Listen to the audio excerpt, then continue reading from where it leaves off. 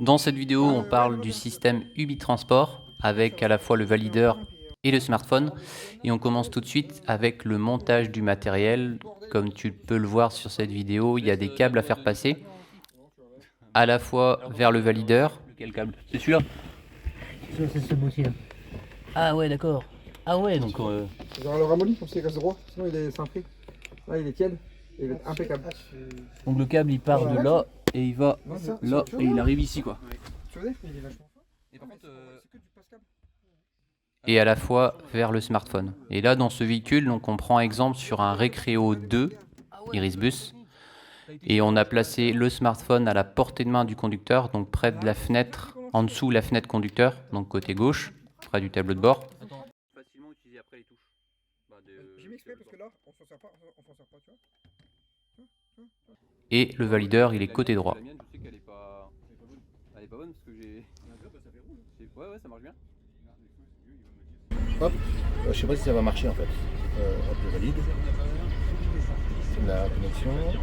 Donc le mot de passe. On va voir s'il se connecte automatiquement. 29. C'est quoi la surprise pour votre soirée? 17. Mot de passe.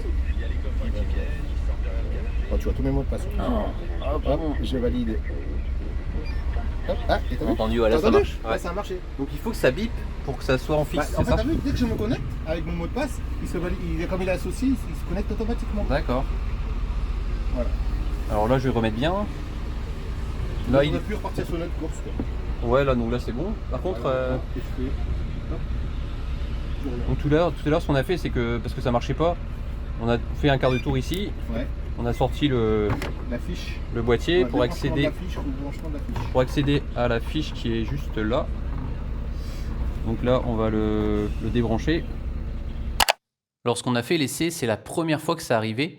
Le valideur, il n'arrivait pas à se synchroniser avec le smartphone. Donc si ça t'arrive, mais seulement si ça t'arrive, sache que tu peux tout simplement accéder à la fiche pour débrancher le valideur et le rebrancher. Parce qu'on a essayé à plusieurs reprises de redémarrer le smartphone, on a essayé 3 fois et la synchronisation ne fonctionnait pas. Alors j'insiste, hein, c'était vraiment exceptionnel. C'est la première fois que ça arrive depuis le 16 janvier, donc habituellement ça fonctionne bien. Donc je te laisse te débrancher, peut-être ce sera plus Non, facile mais- pour la vidéo. T'es obligé de le faire. J'espère que t'as pas déconné. Alors, Bon, tranquillement quoi. c'est comment? Vers là? Vers toi, ouais.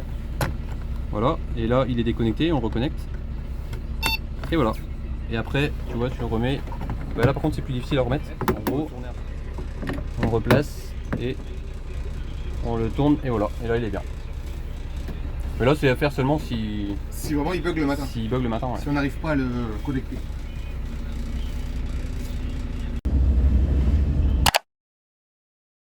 Autre info, pour des raisons de sécurité, tu ne peux pas manipuler le smartphone quand le véhicule est en mouvement.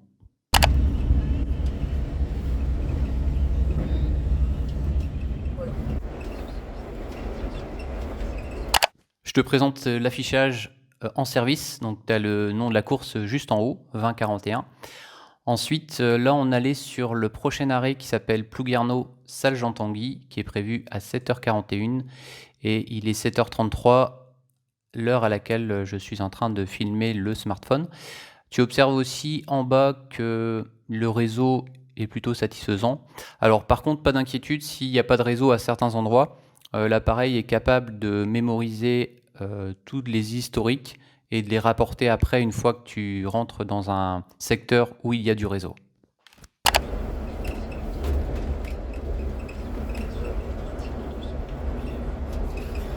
Là, le valideur, il est en bleu fixe, ça veut dire que tout va bien.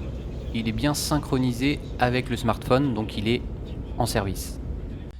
Et quand tu commences à avoir 5 minutes de retard, il affiche, tu vois en bas, un espace sous fond orangé et il indique, donc par exemple ici, 5 minutes de retard. Autre partie intéressante, c'est quand les personnes vont venir pour présenter leur titre de transport, donc la carte Corrigo sur le valideur. Alors moi j'ai fait 2 tests avec un élève qui avait sa carte, donc là où il était bien en vert. Vas-y montre. Bon, je fais le prochain juste pour... Vas-y, passe la carte. Ok. Et moi avec ma carte Corrigo, vu que je ne suis pas inscrit sur cette ligne, il y a la LED rouge qui s'affiche. Et sa carte, donc elle s'appelle. Donc je la cherche. Autre utilité de l'outil, c'est que tout est relié à une base de données des inscrits. C'est-à-dire que quand tu t'inscris au transport scolaire, si tu es collégien par exemple, tu es inscrit à une ligne et à un point de montée. Et bien tout ça va être relié avec ce système, c'est-à-dire qu'à chaque arrivée à un arrêt, le smartphone indique attendu à la montée avec la liste de tous les élèves inscrits à cet arrêt, donc le nom, le prénom.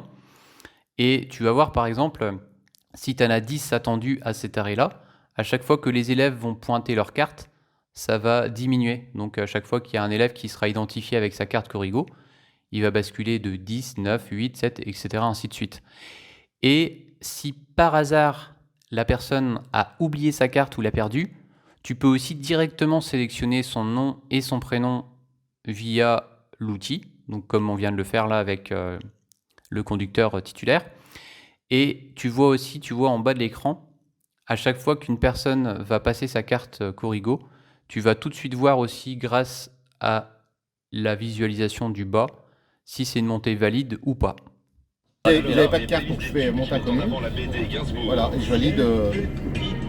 Autre cas de figure aussi, tu peux avoir des montées inconnues. Alors ça concerne surtout les usagers commerciaux, par exemple, qui vont avoir un ticket, ou aussi si l'enfant n'est pas inscrit dans la base, il suffit juste d'appuyer montée inconnue une fois, il déclenche un élève en plus, une autre fois ça fait 2, une autre fois 3 et ainsi de suite, comme justement le montre le conducteur titulaire de la ligne 2041.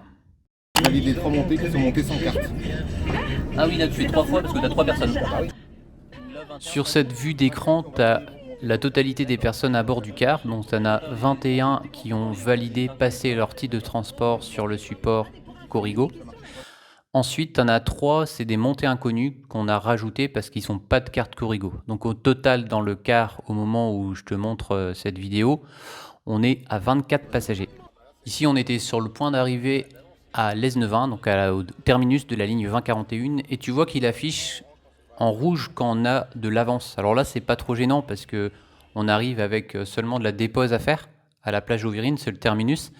Mais par contre, si tu arrives à un arrêt et qu'il est en rouge, ça veut dire que tu es trop tôt par rapport à l'horaire prévu. Donc, soit il faut réguler, mais par contre, le mieux, c'est peut-être d'en parler à l'exploitation, parce que l'idéal, c'est clair, c'est d'ajuster les horaires après en fonction de la situation réelle du terrain.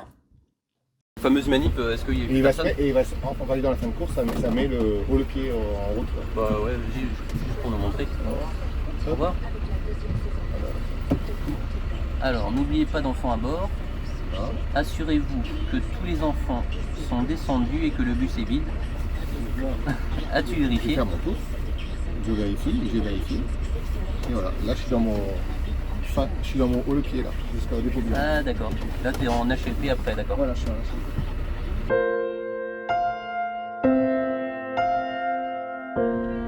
Hop, regarde. Donc ça, il faut faire Fin à de chaque fois levier, que voilà. avant de couper le moteur. Voilà, quitter la. Et voilà, et tu reviens. Là, il faut revenir à l'écran principal, quoi. Voilà. Avant que tu coupes le moteur, quoi. Voilà. D'accord. Et là c'est bon, c'est là. Ah oui, là il s'est déconnecté, on a entendu. Voilà, et là il s'est déconnecté. c'est pour ça qu'il clignote ici quoi.